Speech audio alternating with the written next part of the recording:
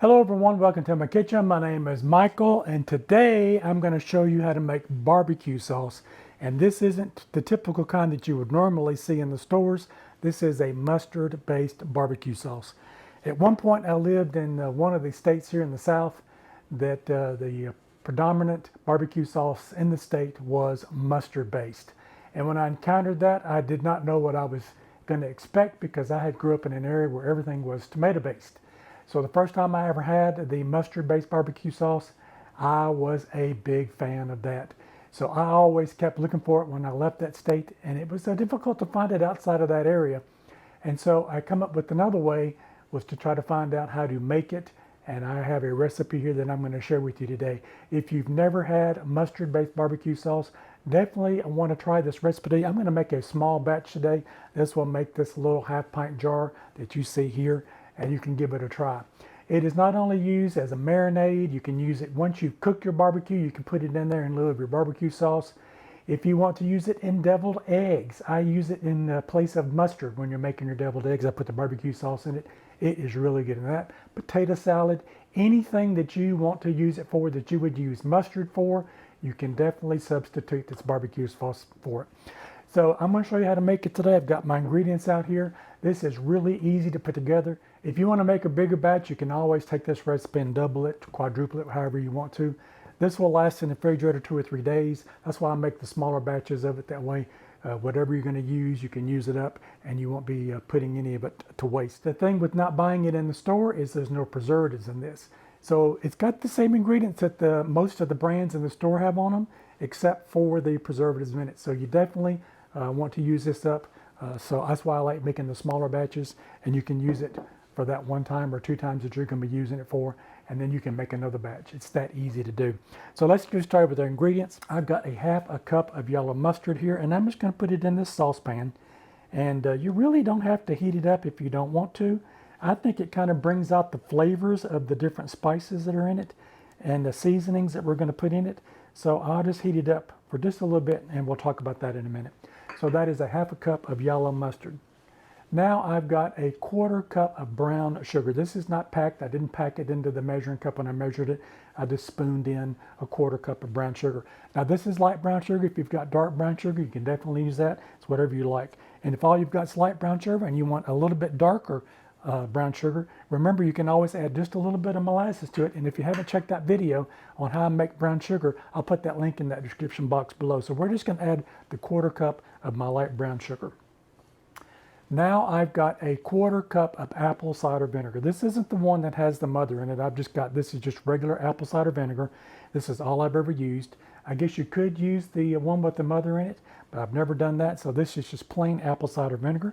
And again, that is 1/4 cup, and we'll just add that into that. I've got some black pepper here. I've got 1/8 of a teaspoon of black pepper, and I'm just going to go ahead and put that into the mixture there. And in this little ramekin, I've got a 1/4 teaspoon of hot sauce.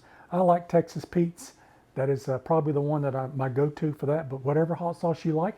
And if you want it mild, you don't have to put the hot sauce in it. This is optional. And if you want it really hot, you can add more to it. That's the great thing about making this at home is you can control the heat in it. So I've got a 1/4 teaspoon of hot sauce in it. And then I've got a 1/4 plus 1/8 teaspoon of Worcestershire sauce. So that's in here also. And then I've got 1/8 of a teaspoon of liquid smoke. And I'm just going to add that in here now. And I will put that recipe in the description box where you'll have that. So I'm just going to turn my little stove on here. And I've got this on as low as this will go. And I'm just going to give this a little mix through. Get everything incorporated into it. Get all of that mustard and all those other ingredients mixed together. All right, I've got everything mixed together now. And that heat will just help that sugar mix along in here with these other ingredients. And it'll just kind of activate everything to make everything just really come together. So like I said, I've got this done on low. If you put this on your stove, just put it on low.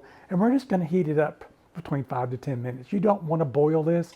You just want this to come up to a little bit of a heat so we can make sure that that sugar and all those other ingredients get mixed together. So like I said, we'll just let this heat up for about 10 minutes. We'll keep stirring on it every once in a while just to make sure that it doesn't stick in the bottom. And then once that hits that, you can start seeing the steam come off of it. I turn it off at that point and just let it sit here and cool down. So once we turn it off, I'm just going to go ahead and transfer it to a bowl And so I've just got a bowl here. When this is done, I'll transfer to this, let this cool down. And then I've got a funnel that I've got here, and I've got another half-pint jar with a little lid on it. And I'll put that into that. So that way I can transfer to that. You'll put it in the refrigerator. You can serve it right then if you want to, where it's out at room temperature, or you can definitely take it right from the refrigerator and use it from there. So now I'm going to give this a little taste test, and I've got a little clean spoon over here that I'm going to take, and I'm just going to dip it into this and give this a little try. Let me tell you, if you've never had mustard-based barbecue, you're going to have to give this a try.